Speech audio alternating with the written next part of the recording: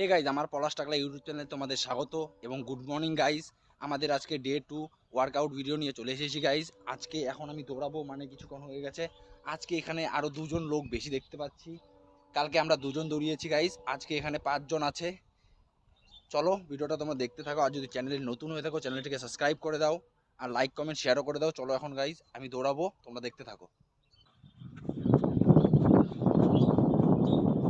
দৌড়ানো কমপ্লিট হয়ে গেছে, এখন একটু হেঁটে তারপরে আমাদের ওয়ার্কআউটটি কমপ্লিট করব।